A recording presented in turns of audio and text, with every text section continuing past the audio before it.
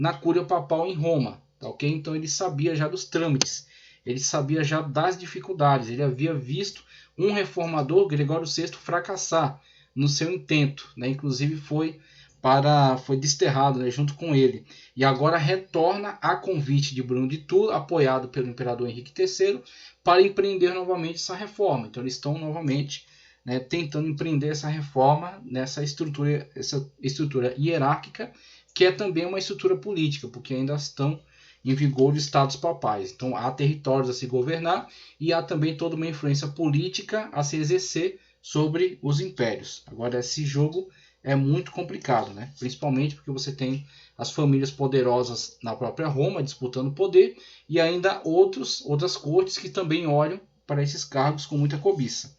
Então você tem toda uma dificuldade para se empreender uma reforma ali naquele contexto. Alguns historiadores quiseram ver em Hildebrando o verdadeiro poder que esteve por trás do trono pontifício ao longo de vários papados, mas a verdade é que os documentos existentes não dão base para essa interpretação dos fatos. Hildebrando parece mais ter sido um homem humilde, cujo sincero desejo de reformar a igreja, razão pela qual deu seu apoio a vários papas reformadores, ele ficava cada vez mais poderoso por causa deste apoio que dava, até que por fim foi eleito papa, tomando o nome de Gregório VII. Gregório VII. Por enquanto vamos analisar um pouco mais acerca de Bruno de Tula, que veio a chegar ao papado com o nome de Leão IX. Leão IX, ok? Então, antes de prosseguirmos na análise acerca desses desenvolvimentos, eu quero trazer um esclarecimento sobre o material que eu quero disponibilizar aqui, né, que foi pesquisado, e vai nos trazer esclarecimentos melhores acerca dessa época, tá? Então estamos começando a ver aqueles que vão empreender essas grandes reformas e que vão proporcionar um engrandecimento extraordinário do poder papal. Então, quando conseguirem, de fato, se estabelecer no poder com o aval do imperador, né, com o anseio também de grande parte da população da própria Roma, e conseguirem dominar a situação em relação àqueles que cobiçavam o poder, né, e conseguirem deter a ação deles para desestabilizar, para os desestabilizar no cargo, e começarem a interagir agora com a estrutura total da igreja em outros reinos, tá certo? Tirando aqueles que foram colocados por meio da simonia e substituindo por pessoas comprometidas, né, e de fato conseguirem exercer essa influência até fora do seu território, né, nesses outros lugares onde a igreja estava presente, você verá então todo o engrandecimento da estrutura da igreja ao longo dessa época. E é isso que a gente quer passar um pouco, que essa igreja, quando ela se organizou, quando a sua estrutura esteve novamente firme, tá certo? E a sua gestão era eficaz, ela pôde ver alguns momentos de engrandecimento, de poder, tá certo? Alguns momentos de forte influência, que é o que a gente está vendo com a passagem daquele período de trevas, né? Aquele período de desestabilidade política, né? De muita vergonha, muitos escândalos, né? Dentro da própria Cúria Papal, e a gente passando agora por esses reformadores, a nova estrutura, a organização, e então, né, o fortalecimento da igreja com a sua influência em todas essas regiões, que é o que a gente vê, né, através desse material. Então temos aí em tela cultura na Idade Média, cultura na Alta Idade Média, cultura na Alta Idade Média. Primeira coisa que ele ataca é o antigo mito levantado aí por muitos que querem sempre se contrapor, tá certo? A importância da igreja, se contrapor à importância do cristianismo e principalmente do que é chamado de cultura judaico-cristã. Então, aqueles que têm um enviesamento político muito claro e que usam, né, do seu discurso na área de história, sociologia, filosofia e outras áreas até supostamente neutras, né, para tentar sempre destruir a figura do cristianismo e, particularmente, não somente do cristianismo, da cristandade como um todo, da igreja. Então, aquilo que a igreja, de fato, conseguiu proporcionar ao longo desse período. Então, denominam sempre esse período de Idade das Trevas. E aí esta designação é injusta, porque durante esse período talvez não tenhamos ainda um crescimento tecnológico que vai haver à frente, né, na grande época da Revolução Industrial. Haverá então desenvolvimento de muitos inventos, muita tecnologia, mas temos sim um desenvolvimento cultural nessa época, principalmente aquilo que já abordamos, a situação na qual os bárbaros que derrubaram o Império Romano e que ao derrubar esse império começaram a estabelecer sua influência, mas não tinham uma profundidade cultural, tá certo? E receberam esse elemento cultural por meio, tá certo, da estrutura da igreja que estava já estabelecida e que ao se instalar também entre essas cortes, esses novos reinos, né, que surgiram e começar a mandar para lá missionários, instalar abadias, conventos, fundar as escolas e posteriormente as universidades, começavam a difundir este conhecimento que havia acumulado ao longo dos séculos. Esse conhecimento que herdou, né, esta filosofia, o direito, tá certo? O conhecimento em diversas áreas que herdou daqueles que dos reinos que passaram, dos reinos que caíram, né? Tanto do contexto grego quanto do contexto romano.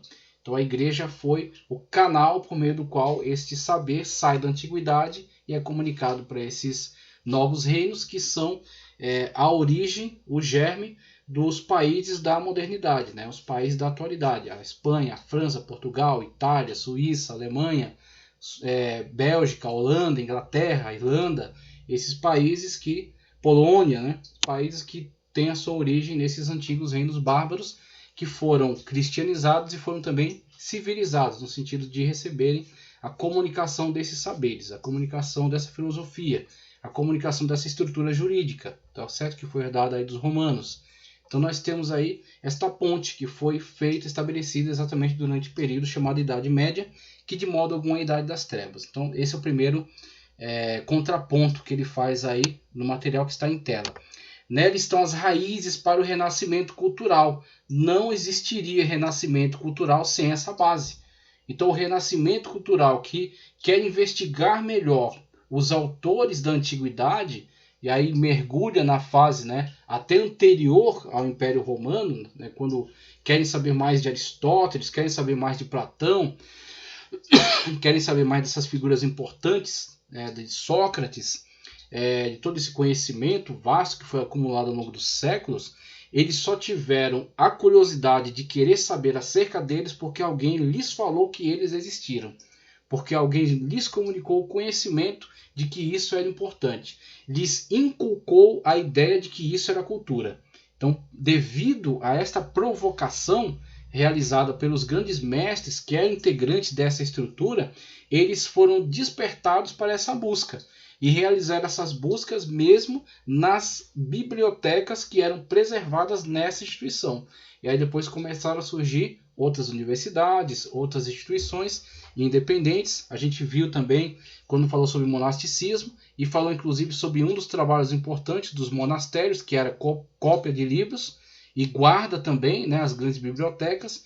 Vimos que surgiu depois o ateliê, que era um ambiente secular no qual eram feitas essas cópias, eram produzidos diversos tipos de artes e inclusive eram preservados alguns livros que estavam fora daquilo que era autorizado pela igreja. Então a igreja rejeitava alguns tipos de conteúdos, né, e depois eles começaram a querer ter acesso direto a esses conteúdos. Muito inclusive foi possível ter acesso por meio da civilização árabe, tá ok? Civilização que detinha também um percentual, né, de acesso a esse conhecimento. Então tinha alguma dessas obras traduzidas para o árabe e os judeus fizeram essa ponte, esse intercâmbio, né, traduzindo para as línguas europeias, tá ok? Então vimos nessa época a filosofia, então muita produção filosófica, né, o período escolástico que foi muito importante, o período de formação para essas grandes instituições que hoje são as universidades de ponta no mundo, né, as universidades europeias, então surgidas deste movimento, desse período escolástico que é encabeçado aí pela figura de Tomás Aquino com a sua Suma Teológica, tá ok? Tomás Aquino, que era um ferrenho defensor, tá certo, da igreja e da autoridade papal.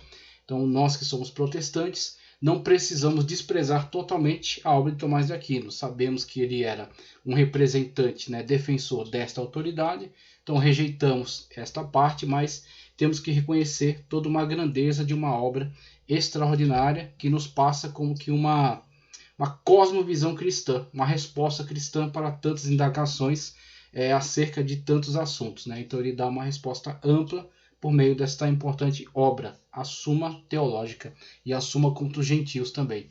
Importantes obras aí de Tomás de Aquino. Ideal tomista, racionalismo aristotélico. Veja, ele faz esta difícil análise. É muito complicado fazer aqui esse entrelaçamento, onde ele, numa ótica cristã, analisa Aristóteles. Geralmente recorria-se a Platão, que era uma aproximação mais branda, mais fácil, porque Platão valorizava já esse âmbito espiritual, né, através da metafísica. Então você tinha uma aproximação mais fácil de Platão. Com Aristóteles era mais difícil devido ao apelo mais racionalista, mas Tomás Aquino abraçou esse desafio e fez essa releitura de Aristóteles a partir de uma ótica cristã. Então, muito importante. Funda-se a primeira universidade, que aqui citada é a de Bolonha. Na educação, a igreja manteve grande presença na organização do currículo base, com o trivium, que é gramática, dialética e retórica, e o quadrivium, que é aritmética, geometria, astronomia e música.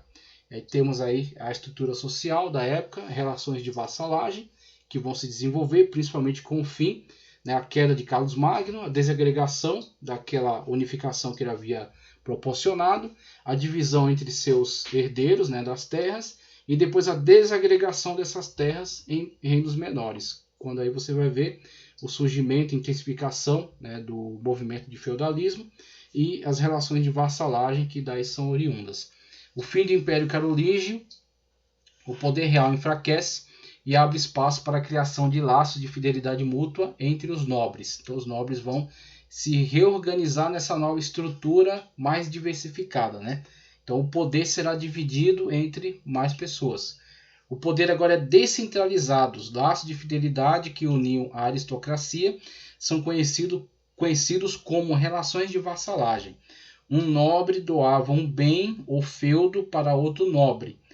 O nobre que doava era chamado suzerano e o nobre que recebia era o vassalo. Então você vai ter essa situação no âmbito secular, né, do suzerano e o vassalo, quando um nobre ainda é detentor de muitas terras, muito poder bélico, poder financeiro, né, influência dentro do território, e ele agrega junto a si outros a quem ele cede parte do poder, e são agora integrantes com ele, né, este poder, né, detém certo poder dentro dessa estrutura. Então eles fazem ali uma coligação entre o suzerano e esses vassalos, né, que estão ligados a ele. Então você vai ter essa estrutura se difundindo ao longo de toda a Europa, né? Isso é fenômeno de descentralização devido à queda e à morte, né, de Carlos Magno.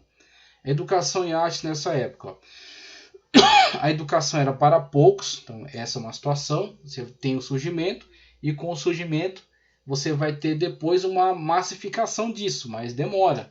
Primeiro, obviamente, vai surgir e vai ficar entre um pequeno grupo. Então você tem principalmente os clérigos, principalmente o grupo eclesiástico. E aí alguns integrantes da aristocracia também participam disso, que serão posteriormente aqueles que vão dar início a movimentos de erudição secular, de cultura secular, que vão buscar agora um conhecimento que esteja fora do filtro da igreja, onde vem o interesse que cria o renascentismo.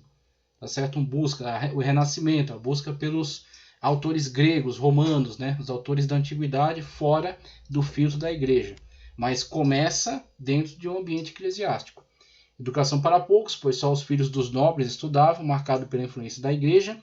Ensinava-se o latim, doutrinas religiosas e táticas de guerra.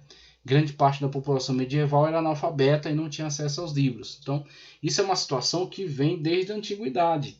Você tem poucos povos que têm uma visão de educação que abranja toda a sua população, como por exemplo os judeus, onde em cada cidade, uma cidade que houvessem pelo menos 10 homens, tinha que ter uma sinagoga. Na sinagoga onde era ensinado pelo menos o básico para todas as crianças. E aquelas que tinham mais condições prosseguiam com seus estudos junto a um professor. Era remunerado e esse professor então lhes dava um conhecimento mais amplo em relação à Torá. Mas aqueles que, no geral, pelo menos tinham acesso a um básico. Né, que poderia lhes proporcionar algum conhecimento acerca da palavra de Deus. Então, com esse intuito, né, de fazer essa continuidade, né, da cultura, da religião, da fé judaica. Mas isso era uma exceção. No geral, as pessoas eram analfabetas. Tá? Então, somente uma pequena elite que tinha acesso a esse conhecimento, as informações. A arte medieval também era fortemente marcada pela religiosidade da época. As pinturas retratavam passagens da Bíblia e ensinamentos religiosos. As pinturas medievais e os vitrais das igrejas eram formas de ensinar a população um pouco mais sobre religião, que era uma grande estratégia. Né? Nas catedrais, os próprios vitrais traziam representações de cenas dos evangelhos. Então, com isso, a população tinha pelo menos um contato, ainda que ralo, né? Escasso, mas que produzia algumas impressões acerca do Evangelho. E aí, num primeiro momento, a gente viu na figura de Gregório o Grande um interesse pelo ensino, interesse pela pregação para a população de modo geral, mas os seus continuadores não terão o mesmo viés, não terão o mesmo objetivo. E aí, principalmente, imagine nesse período de graves escândalos, que foi o período que a gente acabou de analisar. O período em que os papas eles eram devassos, eles tinham prostitutas, né? Eles tinham concubinas, eles tinham relacionamentos promíscuos, e você tinha toda essa politicagem, você tinha toda essa ganância, essa cobiça. Nesse período, com certeza, foi um período de uma grande lacuna, né, dentro dessa questão da comunicação do Evangelho, certamente. Então, a população desse período certamente ficou muito afastada. Agora, claro, do jeito que você tinha esse escândalo dentro da hierarquia papal, da hierarquia eclesiástica, por outro lado, você tinha o surgimento de pequenos grupos interessados em ter um contato direto com a Sagrada Escritura e que com isso começavam a movimentar grupos independentes que, mesmo ainda respeitando a hierarquia eclesiástica, por entender ser aquela igreja a igreja oficial, eles, à parte dela, buscavam uma vida mais santa, buscavam uma vida mais consagrada, buscavam uma vida de meditação, de leitura da palavra de Deus, tá certo? De tentar viver o Evangelho na sua essência.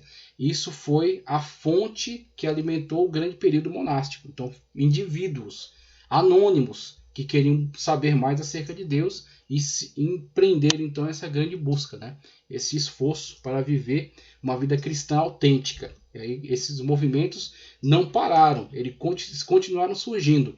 Então, enquanto de um lado nós temos uma destruição, né, agora com essas figuras, uma reforma, estamos observando esse período de reforma, mas enquanto você tem um período de destruição, de reforma e depois um outro declínio dentro da estrutura eclesiástica, da igreja oficial, a parte disso, na população, você tem pequenos grupos de pessoas que estão, independentemente da igreja, buscando mais acerca de Deus, buscando mais acerca da palavra. Isso vai crescer, vai se multiplicar, vai criar uma efervescência a ponto de alguns grupos de fato se rebelarem. Então a reforma foi sendo produzida como um fogo brando, tá certo? Que no primeiro momento a liderança totalmente voltada para uma questão gananciosa da política, do dinheiro, da devassidão, não observou. Mas quando esse movimento cresceu, se tornou uma grande dimensão, aí eles começaram a se voltar contra, que aí empreenderam os movimentos de perseguição, a instituição das inquisições, da proibição da leitura da Bíblia do vernáculo, que são as línguas pátrias, né? A obrigação de ler somente no latim, e depois a proibição mesmo de qualquer leigo de ler a Bíblia, somente os clérigos. E os clérigos, aquilo que eles comunicassem. Né? Então o povo estaria totalmente sujeito. E com isso vai criar o clima correto para a reforma. Tá, okay? Então você tem toda essa dinâmica aí dessas situações. Podemos dizer que, em geral, a cultura e a arte medieval foram fortemente influenciadas pela religião. Na arquitetura destacou-se a construção de castelos, igrejas e catedrais. A igreja medieval, firmeza do governo da igreja, né? Você tem o fortalecimento, essas reformas, o bom resultado delas é o fortalecimento da igreja. Igreja medieval, características gerais: maior propriedade de terras da Europa, maior proprietária de terras da Europa, dentro daquele relacionamento que eu passei para vocês. Muitos imperadores tinham interesse mesmo em que figuras da igreja, tem cardeais, tem bispos, né? Você tem grandes diocesanos, você tem grandes figuras da igreja que são incentivadas por imperadores a se tornarem grandes gestores de território para produzir riqueza que alimentar tanto o Papa quanto o império, né? Tanto o Papa quanto o rei. Então você tem o apoio, né? O incentivo para que muitos clérigos se envolvessem nessa administração. Por isso que vai haver a questão das investiduras. A disputa entre o Papa e o imperador, e os imperadores em relação a esses cargos. Quem nomeia, a quem eles obedecem, a quem eles prestam obediência. Essa é a questão. Porque muitos deles são aliados diretos do imperador. Do imperador do Império, Sacro Império Romano Germânico ou do Império Franco, tá, ok? Dos franceses. E aí você tem, com isso, um relacionamento muito promíscuo, muito próximo, muito entrelaçado, né, entre o Estado e a Igreja, se beneficiando de tudo isso. E aí com isso você tem a Igreja, de fato, sendo a gestora de vastas regiões, de vastos territórios, e se enriquecendo com isso.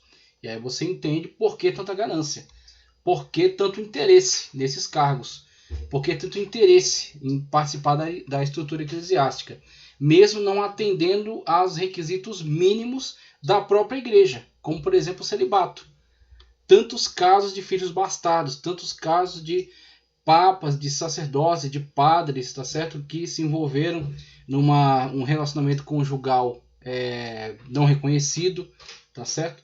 E com isso geraram tantos escândalos que veio a culminar, né, nesses grandes movimentos de reforma, por causa desse relacionamento cada vez mais próximo e desse interesse, tá certo? Doação de Constantino, documento falso, que a gente já analisou nas fraudes, né? Fraudes pias. Aqueles falsos documentos da doação de Constantino e o pseudo Isidorino também. Possuía poder temporal, então a igreja tinha muita autoridade dentro da própria questão secular. Então um bispo que geria essa cidade, ele tinha autoridade sobre todas as questões ali. Então a pessoa que contrariasse esse bispo, essa autoridade, poderia ser morto, poderia ser perseguido, desterrado. Então você tinha uma figura da hierarquia eclesiástica com poder secular. Então, com isso você tem um acúmulo de poder, um total poder na mão dessa instituição.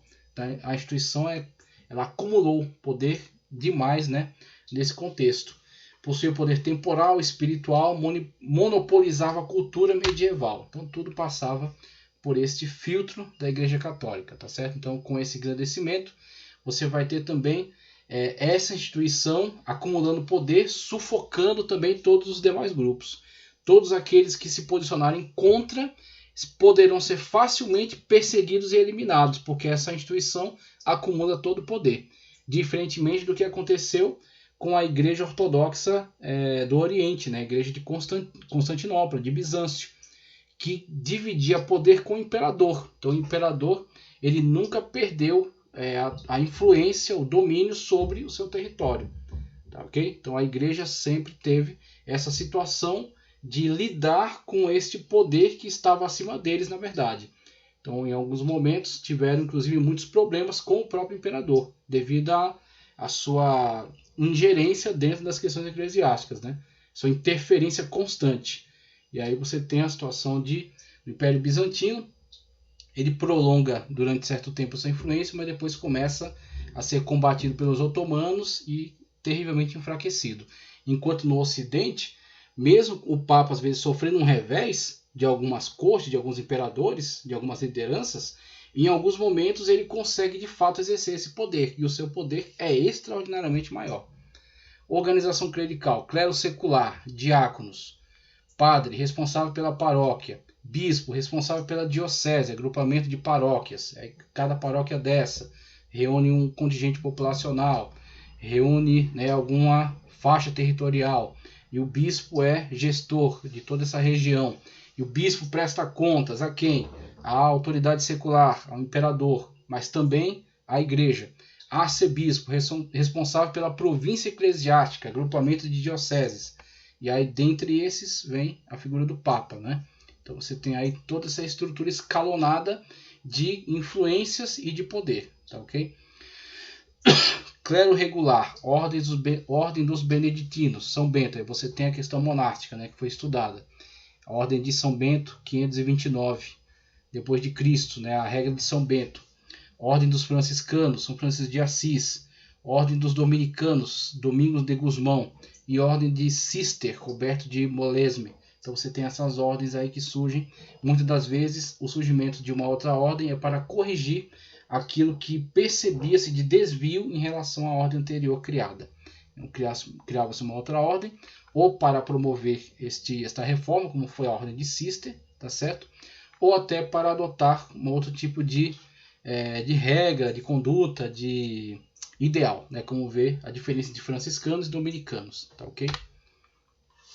O clero, em relação ao clero, renovação da igreja, séculos 10 a 11, você tem de 901, tá certo? Até 1200, tá ok? Criação de ordens militares, você tem a situação das cruzadas. Aqui você vai ter um vasto período, inclusive eu quero trazer uma pequena análise acerca da questão das cruzadas.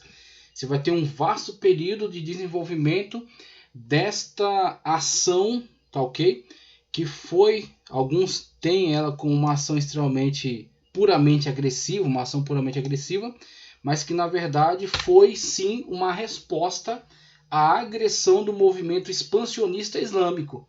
Então você tem 600, surgimento do islamismo, começo do seu movimento de expansão, a queda de toda a influência cristã que havia no norte da África, destruição dos templos, mortandade dos cristãos, tá certo? Sendo expulsos dessas regiões ou em algumas situações sendo tolerados se não promovessem evangelismo, se ficassem dentro das suas comunidades, vivendo dentro das suas comunidades. Então eles eram tolerados, que era a tolerância aos chamados povos do livro, cristãos e judeus.